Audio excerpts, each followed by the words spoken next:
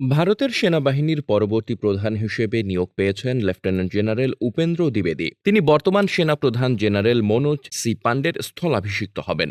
উপেন্দ্র দ্বিবেদী বর্তমানে বাহিনীটির vice chief of army staff. মঙ্গলবার নতুন সেনাপ্রধান হিসেবে তার নাম ঘোষণা করে ভারতের কেন্দ্রীয় সরকার। খবর এনডিটিভি।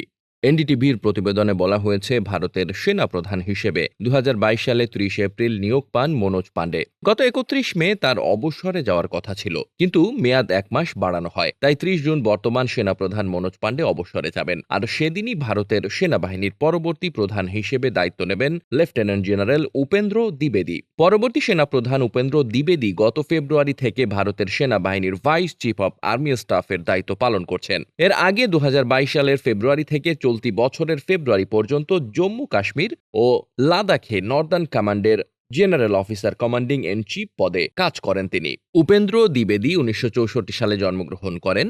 ভারতীয় সেনাবাহিনীতে প্রায় 4 দশক ধরে কর্মরত উপেন্দ্র দ্বিবেদী জম্মু ও কাশ্মীর রাইফেলস রেজিমেন্ট থেকে 1984 সালে সেনাবাহিনীতে কমিশন পেয়েছিলেন। Desk report, বার্তাবাজার।